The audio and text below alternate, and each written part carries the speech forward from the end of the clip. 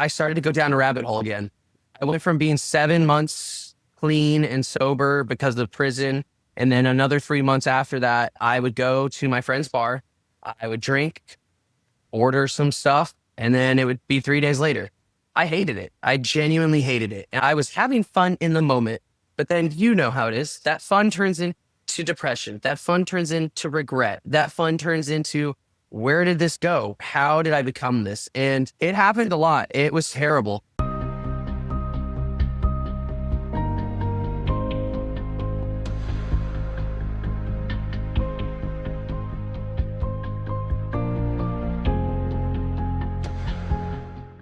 Colton, I am so excited to have you on the podcast. And I don't think I've ever had a guest be so excited to be on the podcast. I am so excited to be here. Seth, I know him from Singles Ward. I was like a year sober at the time. He took me surfing, and it's very memorable because I was very scared. Very advanced waters for a beginner like me. And he randomly reached out to me on Facebook, and he's like, I have somebody you need to interview on the podcast. Oh my gosh. Yeah, it was crazy. Yeah. He was like, I know Ashley Stone. I'm like, no, you don't. And he's like, I do. And I was like, okay, cool. He's like, do you want me to reach out to her? I'm like, sure, dude, do it. And he did it. And I was like, you actually did it. That is so amazing. I love it. I am so excited to have you on the podcast. Let's go ahead and jump into your story. Yeah. So I am Colton Sattler. I was raised in Glendale, Arizona, grew up kind of in the Scottsdale, Peoria area. Pretty easy childhood, to be frankly honest. I had my parents, Gary and Tracy Sattler. They were the best parents that they could possibly be. They did have addiction problems. My dad, he loved his wine. He loved his Macallans. And my mom loved her white wine as well. So I grew up kind of thinking that it was normal to go and drink a bottle of wine a night, 2 bottles of wine a night. I know that's not normal. Pretty easy childhood growing up. My parents did really well with me. No physical abuse, none of that. The typical parent-kid tiffs, no big deal. But once I started to get to high school, that's when rebellion Colton started to come out. But I was popular for the wrong reasons. I was the one that would drink anything, snort anything, smoke anything. I'd do whatever it would be that would make me be the talk of the school on Monday morning. So through this, I learned that my parents were starting to become heavily addicted to painkillers, my mother specifically, and then my dad. He was just a typical alcoholic. He was doing life insurance, and he was a very personal person. I get a lot of my energy from him, and he loves everybody. And so he was very close to his clients. And unfortunately, he had about 6 clients die within a 5-month span. And that really hit him hard. So he started drinking profusely, ended up getting to a point to where he was hospitalized because his stomach filled up. And so they had to drain his stomach. And I kind of looked at that and thought, I don't want to be like that. And then I started to realize, well, I'm young. I can have fun. No big deal. Had a couple girlfriends here and there in high school. I was a star track athlete, star cross country athlete. I graduated high school in 2015 from Mountain Ridge High School in Glendale, Arizona. And I got a full ride scholarship to go to Hastings College for track and field.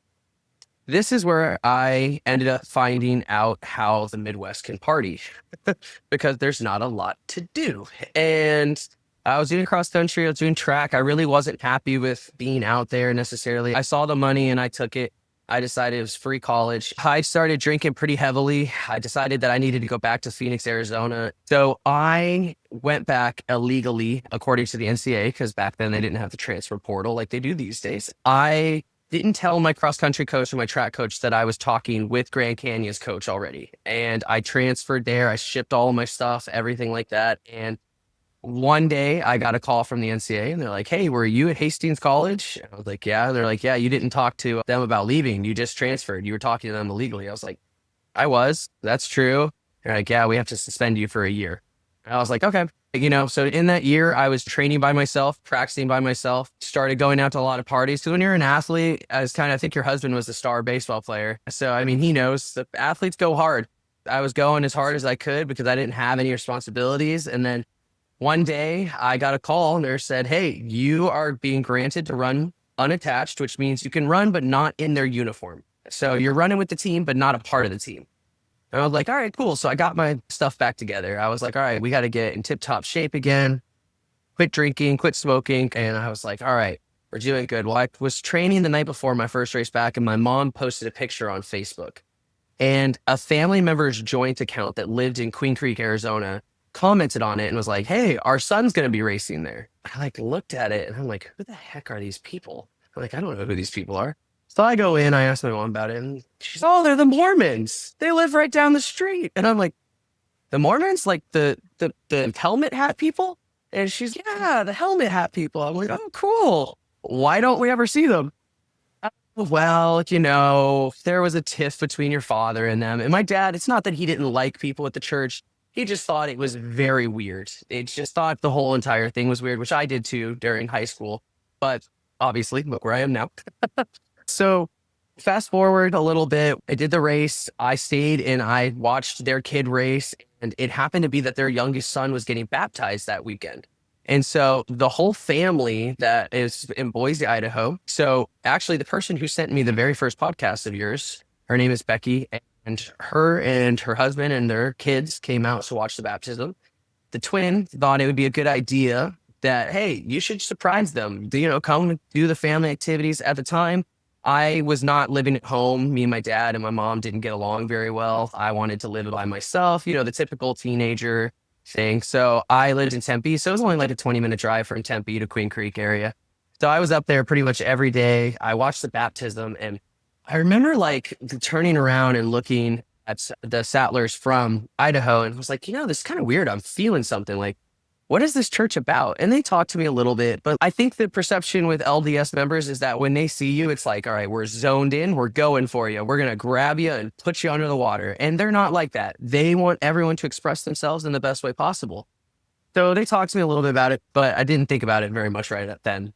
Kept going a little bit, and I started to want to be around that family again. I wanted to be with them and get close to them. So I had missed a lot of their life and I wanted to be a part of it. And so I would go to sporting events. I would go to dance recitals, musicals, anything that I could do to gain, a relationship with the family. From there, the youngest daughter had a musical number in church. And I remember we're sitting on the couch in their house and she asked me, hey, Colton, can you come watch me? I think she was either singing or playing violin or something. And I was like, what the heck is sacrament? What are you talking about? And they're like, it's like mass. And I'm like, oh, okay. Because I grew up Catholic. And I was like, oh, okay, yeah. Am I allowed in? Do I have to sign anything? Do I have to pay an admissions fee? And they're like, no, everybody's welcomed. I'm like, oh, okay. If I start burning when I walk in, just know I tried my hardest. I, at the time, didn't have time to stay for second or third hour because at the time it was 3 hours long, which was a lot.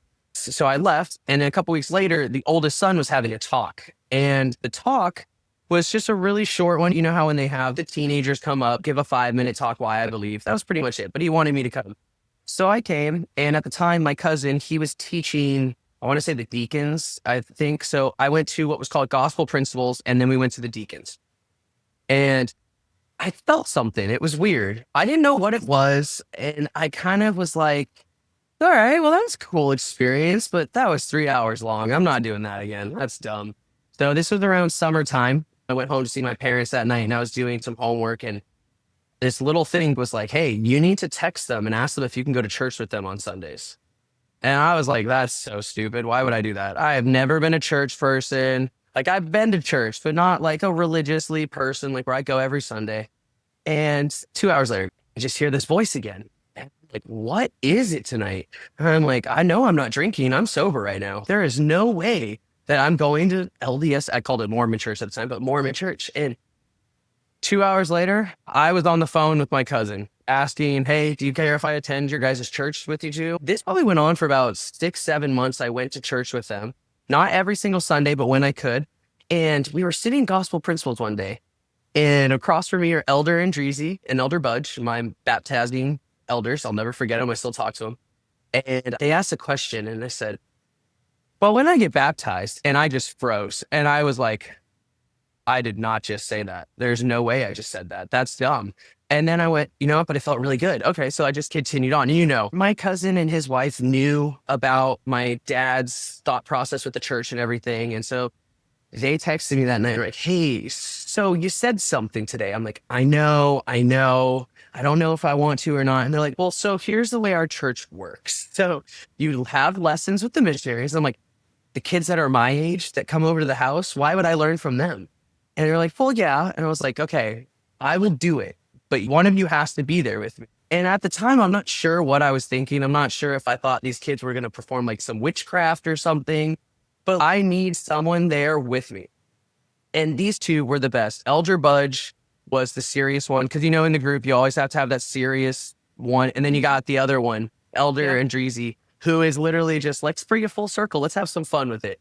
And then I would either have my cousin or his wife there. And it was great. It was track season at the time. And so I was supposed to get baptized like 6 different times. And I finally was baptized on June 10th, 2017. And that's just where the fun starts. Nobody told me how hard it was going to be coming to the church. And I think that in my biggest critique when elders ask me for advice is you should probably warn them that there's a lot of expectations, but it's okay to fail because that's part of life. I went 6 months without drinking, without partying, without sex, anything like that. And it was hard. It was so hard. I was getting ridiculed by my dad. And me and him years later had to sit down and talk. And we just both agreed that we love each other, but we're not going to talk about the church because he just thinks it's a bunch of hocus pocus, which is fine. A lot of people do. Makes me happy, makes me smile. So I'm good. My mom was always supportive of it. Fast forward a little bit, we had a little bit of a tiff with that family and I just didn't talk to them anymore.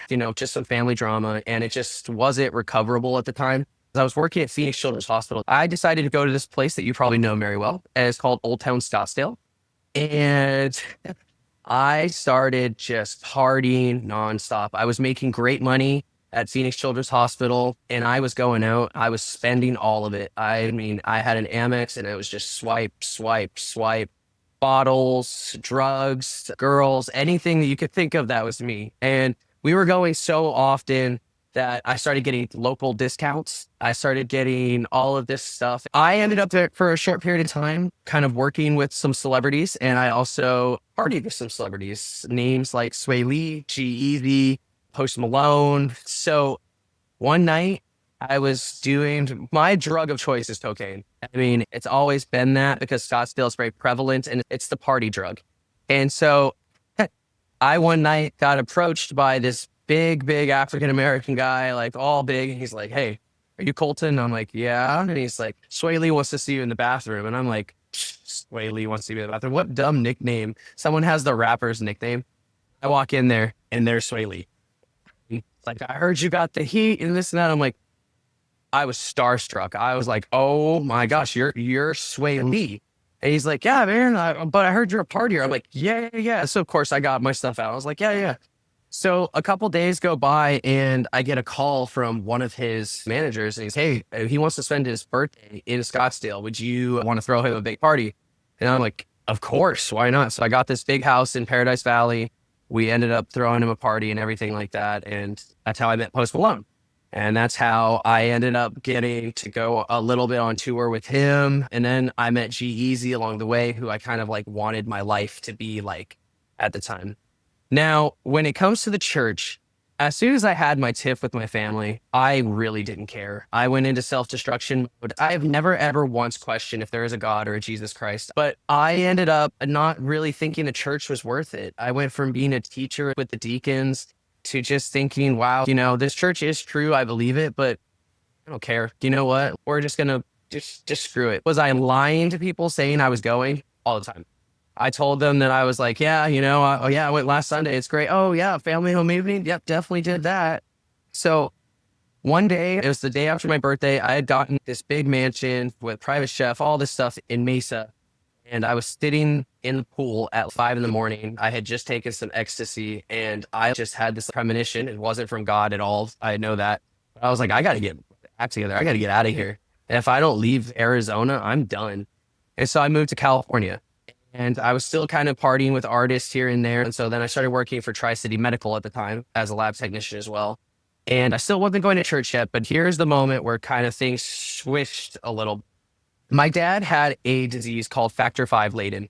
That's not what he died from. He died from acute alcoholic cirrhosis of the liver. But he had this blood disease where He get blood clots all the time. Like I remember being in the hospital so many times as a kid with my mom, and it had become such a norm that he wasn't even worried about it. Because, you hear a blood clot, you think that's scary. He'd get one and he'd be like, "It's great. Yeah, it's just a couple days off, watch some TV."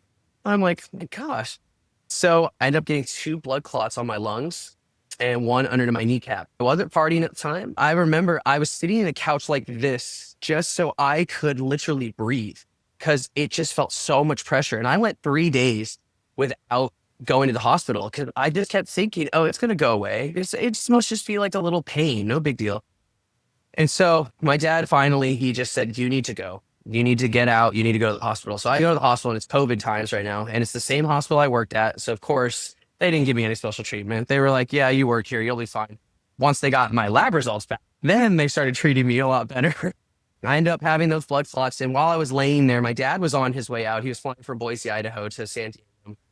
I wanted to call my old bishop. Well, me and him weren't on talking terms. So I texted one of the bishopric and I was like, how do I get in contact with people from the church out here?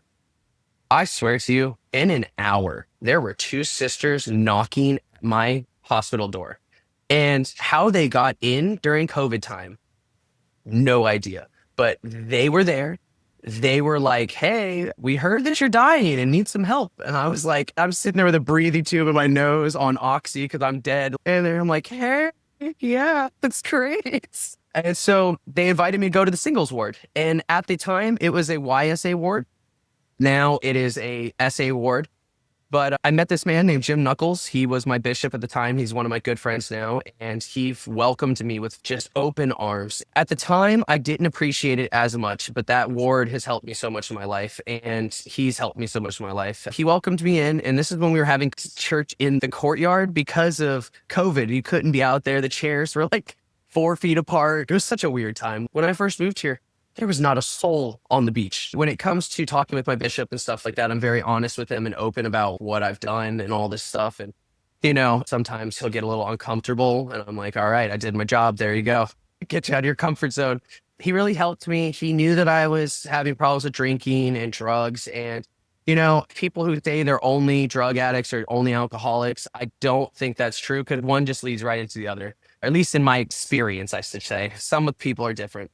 I was still working. I was still partying. I was going to downtown San Diego all the time. I just didn't really care. I was flying to Dallas, to Miami to do all of this stuff. And it was just nonstop. The money I was spending, the drugs I was doing, the alcohol I was drinking. It was terrible. It was really bad looking back at it. I think everything in life happens for a reason. So this brings us to where my story gets a little interesting. So I'm going to church like every other week. And I was in Phoenix. I was out there. I had just driven my Mustang with my dad from Boise, Idaho to Phoenix because we were transporting it so my mom could have the car. We got out there and I took my friend out to dinner and then he wanted to go to Scottsdale. But I had been drinking. Fortunately, I wasn't over the limit or anything.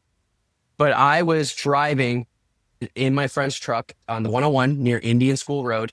There was a motorcycle in the HOV lane. He was an off-duty cop on his own personal motorcycle. He cut across all 4 lanes. I was going 111 miles an hour in my truck and I smacked him. I didn't have time to stop because we went flying off the intersection. And both me and my friend were fine, as well as fortunately the officer is fine. We actually still talk to him and his family. He's doing good. I started to realize that I really needed to get my crap together because I had just almost killed someone. Obviously, the alcohol did not help whatsoever. I didn't have any drugs in my system, which is great. I was on the way to go do drugs, not going to lie, at Scottsdale, but fortunately, this man was alive. He was okay. He was DUI. He had coke in his system as well. So that really helped my case a ton. But he was a good Christian man. He was a good guy in general. When it came to sentencing and stuff, it was about a 1.5 year long process. And to say that I was optimistic would be lying. I knew I was going to jail. It was either jail or prison. I knew the evidence and the facts were there. I grew closer to God. And I also started partying even harder because it was my last hurrah. Part of me is that it was a bad thing. Part of me was a good thing. In my mind, it was telling me yes. In my mind, I was telling me no. I finally got sentenced and we're at the sentencing and the district attorney told me, he's like, you are such a good young man. You seem like you've got a great heart. Like your character letters are great. My aunt, she was there. She's been here through my whole entire life, through my partying, through my addiction, as I'll call it, everything. I mean, because it's taken me a long time to say that I'm an addict, but I'm an addict, 100%. But she was there.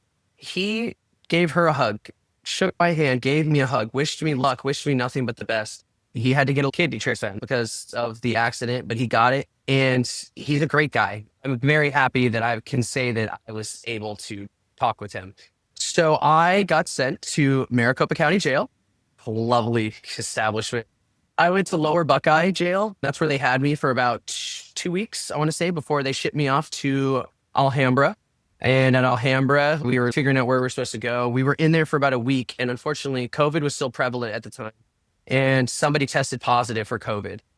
So we had to go to the actual prison, Buckeye, and be in a 2-man cell for 2 weeks while we quarantined. And it was awful. And I remember sitting there on my bunk, just praying, please, I know I've effed up, but could you please get me out of this? Because I promise you, I will come closer. I will be with you.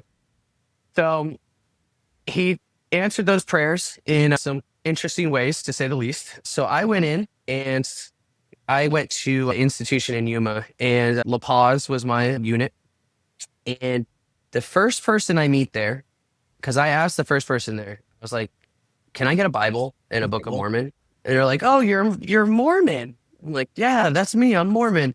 Because obviously we hadn't ordered anything off commissary yet. They told me Sundays, 2:00. You're more than welcome to come. They've got brothers that come in from the Yuma branch and they teach us. I was like, cool. That sounds great. So I did it for a couple of weeks. I joined a Bible study that was every morning at 7 a.m. So it's this non-denominational Bible study. And this guy, he was so impressed with, just my knowledge of the Book of Mormon. And let me tell you, I did not have a knowledge of the Book of Mormon. It was one specific verse, and it was Ether 12:27, because I love it because it says, I'm going to tear you down to build you right back up. And that's the best thing that I needed, because at that situation, we all could relate to that.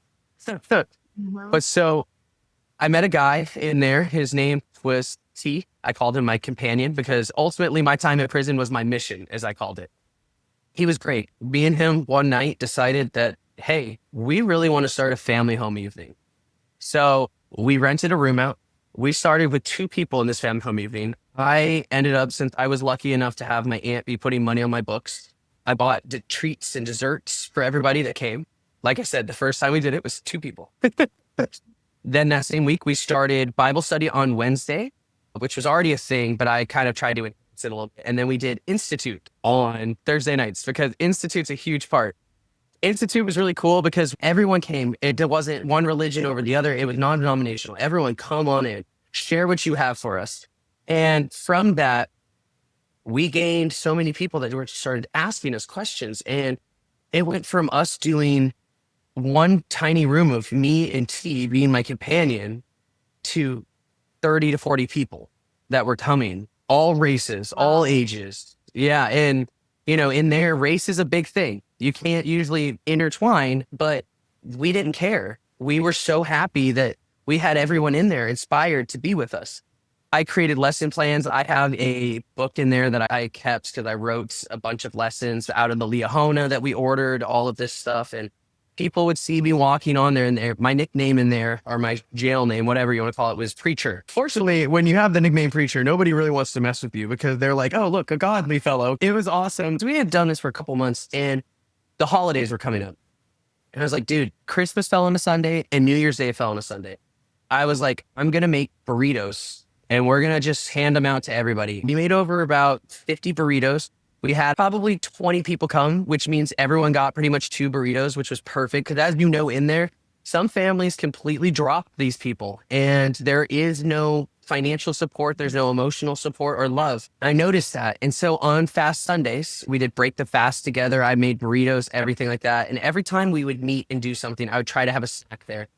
I'm not happy I went to prison by any means whatsoever, but I'm happy because I got to serve what I call my mission. And seeing people who had nothing all of a sudden come to you, Colton, I got a letter from someone and they put $20 on my commissary. someone I haven't talked to in 20 years. That's not a coincidence. That is Heavenly Father working his magic. And I love it. And it was so amazing to just sit back and actually watch all of this unfold. We originally assigned people to go check on each other. We only had about like 10 people that actually would do it. So we would take one Saturday out of the month, because I was in there for 6 months, but we would always go to every single bunk possible. And if they weren't there, we would leave a note, not a scripture, because sometimes people in there, they don't want a scripture. They just want to know, how are you doing? It's just nice to talk to someone. So we did all of this and we had a great time doing it. So you could write a letter and fill out a form and send it to Utah to this prison ministry. And it was from the church. And you could do it once a week and order a Book of Mormon. You could order Come Follow Me. You could order all this stuff. I was handing Come Follow Me's out, Book of Mormons out like candy. I was truly being a missionary and walking around. People would hear about me. They'd come to it. Are we allowed in? And they're like, well, this is our crime. And I was like, I don't care what your crime is. Come on. Everyone's welcome. It doesn't matter. And so when I left, I gave 30 Book of Mormons that I had stacked on my desk, 20 something Come Follow Me's. And then we had an additional 15 of the 3, because it has like the Book of Mormon, Doctrine and Covenants, and then Pearl of Great Price on it.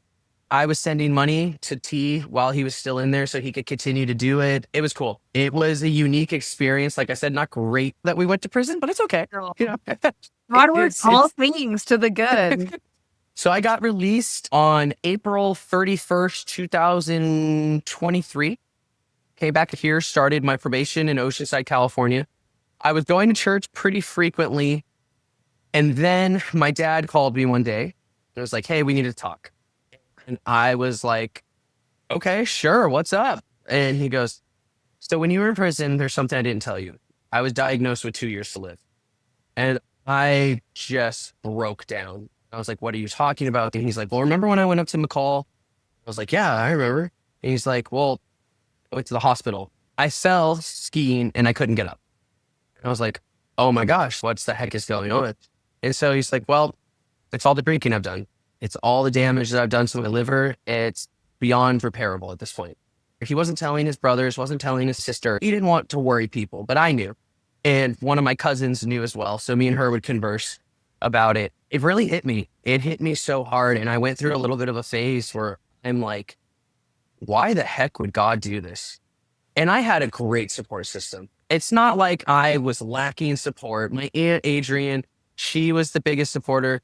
I have Tony, who's a great guy out here, his wife, Susie, my aunt and uncle out here, Rob and Kathleen. And this happened for about probably a year. I was on and off with church. My dad called me. This was in June of 2024. So we're going to skip ahead a year. Anyway, so he calls me and he's crying. And I'm like, it's not good, is it? Because he was going for a checkup and he goes, I have 3 to 6 months to live. Well, that means I need you out here ASAP. We're going to get you out here. I just moved into a new apartment. So I was like, I want you to see the new place, come see the dog one more time, and then we'll go out to see mom. Now, the reason I kind of leave mom out is because she has been, I don't want to say a negative part of my journey, but it's damage that's not repairable right now. The amount of money I've spent, the amount of things she's stolen from me, my aunt, hurtful things she said. She doesn't realize when she's drunk what she does. We put her into a couple rehabs, and she also just, the biggest thing that hurts is she's chose the addiction over me. And, you know, everyone's addiction is different. I completely understand, but it really hurt me in the heart. It really did. That's why she's kind of out of this right now. He told me this, and we created this plan. He was going to come out. We were going to drive to Phoenix, see mom at her rehab center, which you're going to love this.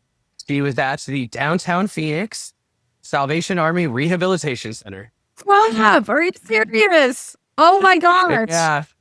Yeah. So she's there. She loved it. So we were going to go see her, and I flew out there. I would fly out pretty much every weekend. And I went to bed the night before my birthday, July 27th. And I remember waking up at 3 a.m. to this like knocking at my door. It was my dad.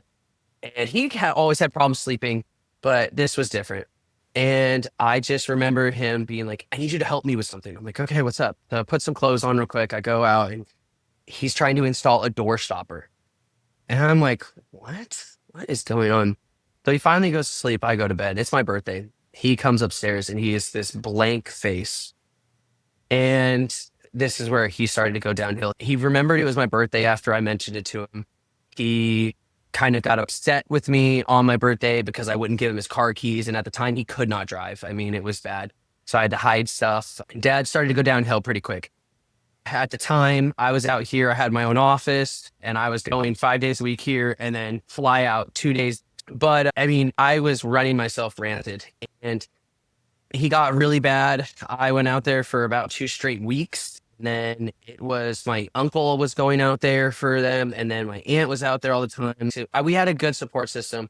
But on August 21st, 2024, I got a call from my aunt saying that he had passed. And I was happy that he finally went because as he told me, he doesn't want to live that way, you know? Well, I took all of that so bad. My mom is in rehab. I have no way of any family support. My aunt is supportive, but she had also just lost a son. And so she's dealing with her own stuff and I wasn't trying to be a burden. I had great support here, but I didn't care. All I thought is I want to go party. I want to go drink. I don't want to be Colton. I don't want to be the person that's trying to be nice. I just want to go and be whatever. We laid him to rest on October 15th, 2024. And after that, I came home. Then we went to visit mom. I stopped in Phoenix on the way back from Boise and showed her the slideshow. She was not able to go. As you probably know, you are not allowed out of the rehab center once you're in. They were not letting her go just in case it ruined her rehab. And I took that to heart because I did a lot. My aunt and uncle were there for me during the whole entire thing. So, I mean, it's not like I was alone, but I felt alone.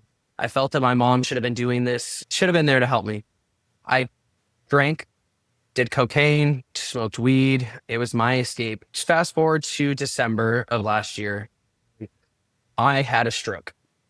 I was in Boise, Idaho, and I just remember one morning I had done drugs the previous week after a football game at Boise State. They were in my system still, so they contribute to a lot of that to it. I started seeing things moving. Furniture was turning into people. Like it was the weirdest thing. I saw my dad because we sold one of his Mustangs to the lady across the street and it doesn't move. Well, I was looking out the bay window. I could see my dad sitting in the car. And I was like, this is it. This is it. I ended up going to the hospital, coming home. They said that I had a minor stroke that was stress induced. You know how they do that thing where you look at the face, they say smile. Well, my face was down here. So not a fun time to say the least. I started hallucinating again a couple days later. And I ended up just having to be just pretty much at home doing absolutely nothing. It's just Christmas. I felt like an idiot. I felt like my family was judging me, but they weren't. They weren't judging me at all. Maybe they were. I don't know.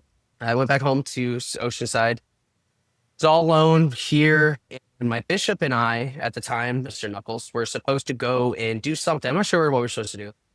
And it was like a couple days after I had continued to do cocaine. Was I happy? Absolutely not. Especially because I was masking it. Because holidays without a parent the first year, it was horrendous. It was awful. And I woke up on the floor. I had a seizure again. And so I had 4 missed calls from my bishop and 2 missed calls from a friend. I called him back. I was stuttering. I thought I had another stroke.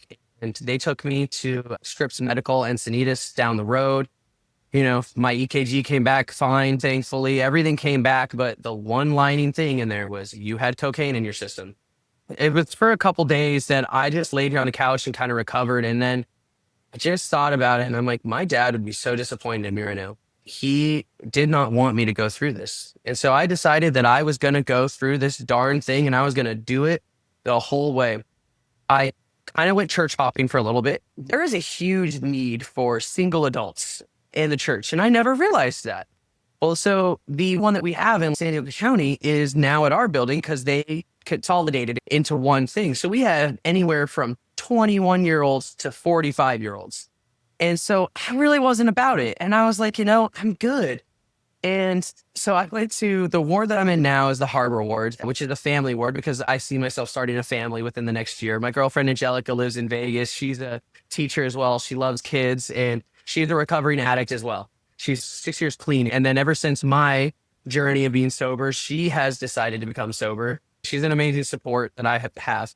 So I went from the Harbor Ward, the family ward, to a singles ward, like a YSA. They were too young because all of them are either just getting back from their mission, playing sports, whatever. I'm over here. I've got like 4 different jobs. I'm like, I gotta go to bed. They're all like, let's go out. I'm like, no. Then I did my old ward, and then I went to the La Jolla singles ward as well. And so I ultimately decided on the family ward, and I hopped right in. I started to do double church for a little bit, which I don't do often anymore. But I'd go back to the Torrey Pines ward. Family home evening, I would go. I've taught family home evening now a couple times. Institute class, my aunt and uncle Rob and Kathleen, they teach it. They're actually teaching it tonight because this is Thursday. So I will be able to actually go up and see them today. The biggest thing for me has been daily scripture studies, praying on my knees. I used to think it was the dumbest thing to get on your knees and pray, but I love it. I do it all the time now, during the day, at night, whatever it is. This is where it's going to be fun for you. Your podcast. Out of nowhere, my cousin Becky, she's the one who turned me on to your podcast. She's like, this guy relates to you a lot. He's a drug addict. You can relate to this. And I was like, all right, cool. And I listened to it on a walk, and I was like, this was amazing. And so I didn't listen to it again for a couple days. One of the other things that happened was my biggest supporter here in Oceanside, his name is Tony Sand, and he owns a sports bar down by the harbor. And he asked me, he's like, hey, do you want to go and do recycling and trash in the morning? Keep the cash? I'm like, yeah, sure. So I think he knew what he was doing, because I knew he cares about me a lot, and I love him to death. I had to be up by the bar at 6:30 every morning. So it got me into that routine. So this routine consisted of your podcast, and I listened every morning. I am on November 23rd of 2024 right now. So I'm still about a year behind, but I made it a point every day. I've listened to one of your podcasts, and one, your story is remarkable. Your husband's story is remarkable, but the people you have on are so raw, and it's relatable. It's so relatable. We counted this morning on our way to the temple. I have 21 people. I send a summary, and I send your podcast from Apple Podcasts to every single day. My gosh. Yeah, it's been incredible. So I do that every single day, and then the scripture studies at night. And the most important thing is getting back to the temple. I have motivation for it due to the fact that losing my dad hurt. It really did. But I know he truly believed. He may have acted like an atheist, but he grew up Catholic. And I know he knows that there is something. And when he was going, one of my aunts sat with him, and he admitted that he wanted to give his life for Christ. And this was probably a week before he passed away. It hit me so hard.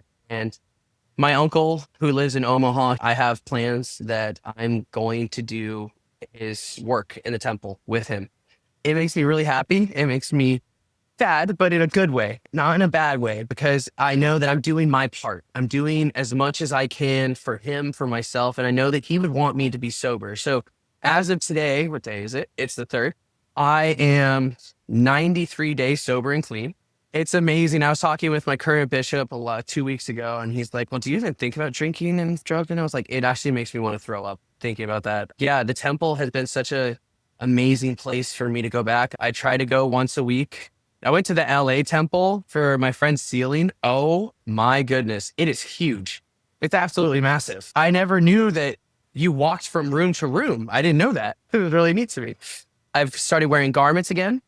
Won't lie, I hate wearing the tops because I'm just not used to wearing an extra layer yet. I mean, I told myself that if I'm going to do this, I'm going to do it to my fullest ability. And I want to be a part of this church. Anything that they ask of me, I try to do. That includes friends too. I've started to get really good friends, and they're actually from my old ward, but I've started to have a really good friend group. Seth being one of them, our buddy Ryan, Terry, and a couple of other people that are just been strong suits for me. But this church has just been incredibly amazing. And I owe a lot to the people around me. I owe a lot to your podcast. The people that you have on are so cool. I mean, it must be amazing to do what you do. I love it so much. I think that one of the things that made a big difference for me when I was newly sober, because I had been to treatment like 15 times, and yeah, I had tried and tried and tried. And when I decided to come back to church, my focus shifted, because all those rehabs I had gone to, it was like the focus was always on stopping using drugs and alcohol. That was the focus. Stopping using drugs and alcohol. What's wrong with me? Why can't I stop? How do I fix this thing in here that's making me do this? And then when I got out of the Salvation Army really had reintroduced me to Christ. I was starting to learn more about Christ because it was a Christian-based program. And then when I got out, I had this vision in my mind of who I wanted to be. And I had shifted my focus from stop doing all these drugs to who do I want to become? And it was so transformative for me because I wanted to be somebody that was honest and did the right thing. And it was like the spiritual part of my life. I just couldn't get enough of these spiritual things because they were healing for my heart. I see that in your story that you're like, I'm back. I am back. Like, whatever they asked me to do, I'm doing it. Exactly. I think one thing that I relate with you is that you want to be somebody that is a productive member of not only the church, but just society in general. Like you said, I mean, I've just hopped in and there's been so many people along the way that have helped me. It's not all me, but the biggest thing without Christ, without this church, there's absolutely no way. That was one thing that I'm going to say. The theme of your podcast that I have just mentioned to so many people is that when you come back, and I truly mean this, and I agree with all your guests that have said this, it is home. It feels like home. And even going to a new ward, it was home. It still was home. I wasn't nervous. I wasn't anything. The first time back, I was home. Was there a lot that needed to be improved on? Oh, yeah, a lot. But it felt like, all right, we're back. Here we go. I love when we get to that point in the story on the podcast. I It's love it. so fun to hear every time when I listen to it in the mornings. The biggest thing, too, is their tender mercies. Yes, there are the Right. miracles that everyone sees, but it's like the little things that they see on the way that leads to the big thing. And you're like, who knew? Yep. Yep. I love it. Desire to do what's right increases. You choose to live this way, not because you have to. You are choosing to live this way for you. And Yeah. I think part of the shift that some people have once they come back, is that they choose it for themselves. And I think that's the big thing. I had been to the temple once right when I got out of prison, but I didn't feel like I was doing it for myself. I felt like I was doing it for the people around me. And I didn't get to really enjoy it. And of course, your first time in the temple, you're looking everywhere. You're like, what does this mean? What is this? But now that I came back to this church and I went back for the first time in February, it's for me. It's for no one else. It's for me. When you do it for yourself, it feels so much better. Well, and you're doing it because you want to bring God into your life, because you want to have that relationship with your Savior and with your Heavenly Father. One of the best things I remember from your podcast or your first one that you said was like you walked in after prison thinking, oh, everyone's staring at me. Everyone's judging me. It's the same thing I felt. But then it was crazy. As soon as sacrament ended, people were like, oh my gosh, it's so good to see you. And Yeah. you're like, oh, okay, cool. Yeah. You get to the point where you don't care what anybody else thinks. Whatever. Not at all. So freeing to be able to show up just because choosing to.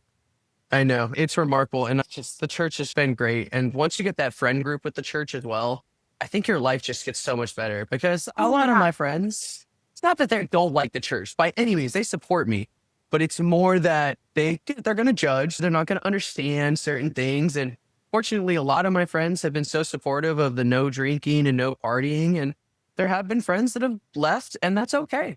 We're just on different paths. Yep, absolutely. It is really incredible. Like when you have people in your life that you can talk about spiritual experiences and how God interacts with humanity, and you can share that. It's so cool. I used to think it was really weird, and now like I'm part of it and I love it. Love it. Well, man, your story is so good. I'm so proud of you for 90 days clean and so awesome. I'm really excited to see where things go from here. And I hope that you will continue to keep me and the Comeback Podcast fans. I hope that you'll keep on your journey and you just have a great spirit about you. Thank you. And I'm pretty sure that God, he needs you. I'm so happy you're back. Thank you. I appreciate it.